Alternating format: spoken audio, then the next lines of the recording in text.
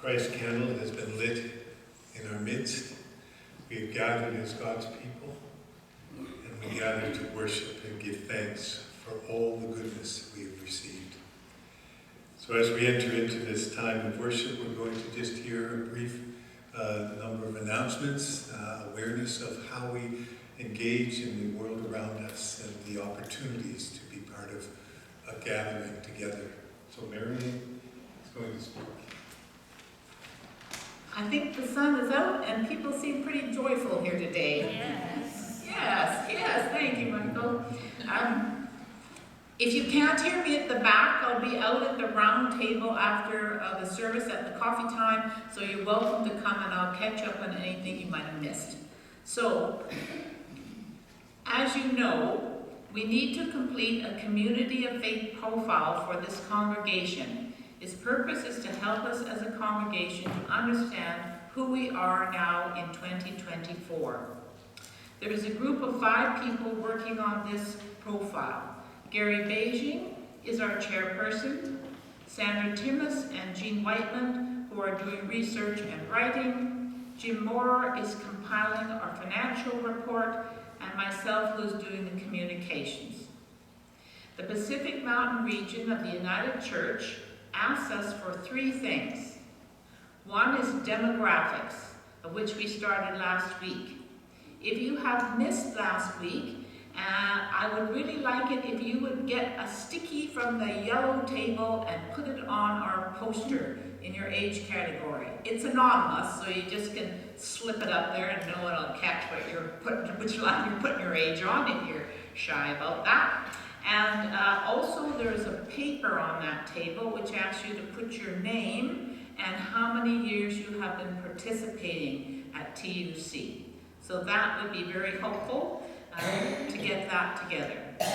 The second thing is our finances. The financial statement has come out for the end of 2023, so we will now proceed with putting together a report on our financial position.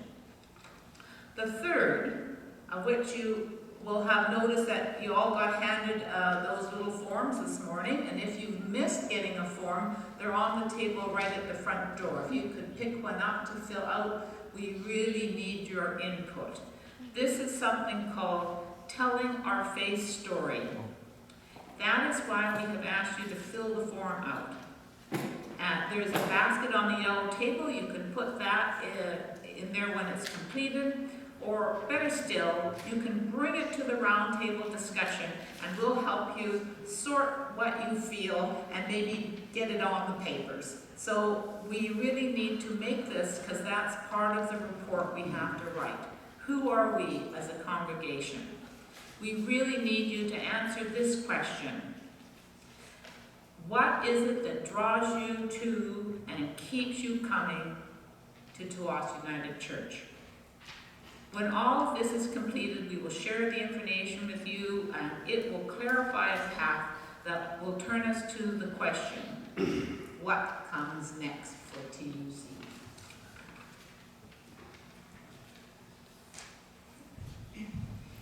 Good morning. Next Sunday, as you might have noticed in the bulletin that came out to you by email and also at the front of the church, we decided it'd be kind of fun to combine a Valentine luncheon with our coffee time. And the thought was maybe do this every couple of months and bring everybody together for lunch. So if you're interested, could you please sign up at there's a paper just outside the door by the bulletin board there. And we need numbers because we're going to order the sandwiches. Rather than everybody going crazy with a loaf or half a loaf or whatever. So if you could do that, that would be great. And if you are thinking about it during the week and think you would like to come, if you just call the office and leave your name, they will let us know. We'll probably have a couple of extra spots if just at the last minute you find you're available and didn't know today. So if you would sign up there, that would be great. And we'll see you next week.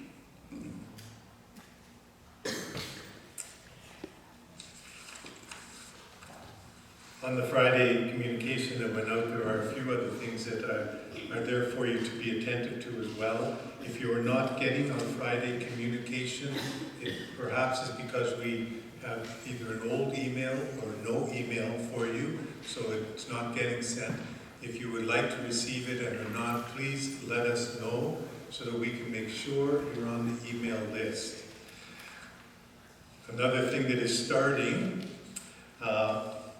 on Wednesday, the 14th. What day is that for anybody here? February the 14th? Yeah, it's Valentine's Day. And we can recognize that and have a little bit of fun with that too. But on that day, it is also Ash Wednesday. And that's an important thing for us to be aware of. It's the beginning of Lent. On that Wednesday morning at 10 o'clock here in the sanctuary, we will have a brief service of Ash Wednesday, prayers and maybe a hymn or two, and the smudging of the ashes, and we mark the forehead. This is just a way of us recognizing and claiming the life of the church, the work of the church throughout the year. Ash Wednesday is a way of reminding ourselves of the ashes that we often find ourselves caught up in, but that comes to the place of Easter, of the resurrection. On that day as well, we will immediately follow that short service with a conversational Bible study, devotional reading books. The reading that we are doing are from Our Daily Bread. It's one of the books that you have on the table that we are reading on a daily basis, daily devotional. What we ask people to do is to take that book, read each day, and write your thoughts to questions that are in the reading, and then bring them on the Wednesday morning to our Bible study, our conversational Bible study devotional reading process. And we sit and talk about what we've thought of, what we've learned, what we've questioned through the week of our readings. It's been really a wonderful way for us to do that over the last year. We've been doing that with a small group of people. And we would encourage and invite you to be part of that, if you will. Dan, what time is it? It starts at 10 o'clock until about 11:30. So the Ash Wednesday service will start at... The service this Wednesday will be at, on Wednesday the 14th, will be at 10 o'clock. and immediately following maybe a 20-minute service, we will then do our Bible study for that first day. But then the rest of the days following, every Wednesday will be 10 o'clock for our study time together. Okay? I hope that's not too confusing. Talk to me afterwards if you need any assistance with that. Please also note the other things that are happening, as some have been mentioned to you. And there are things on the table for you to pick up if you haven't already.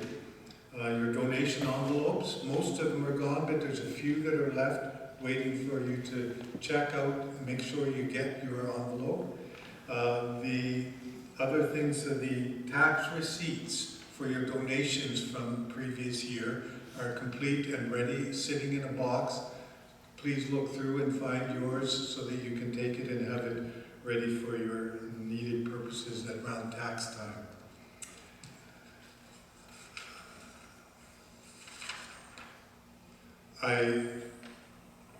On the page that we had here, there's always going to be, we're going to try and do some color, some pictures and something just to show you the life of our church. And so the last thing that we had there was the Sing and Tea this past Wednesday.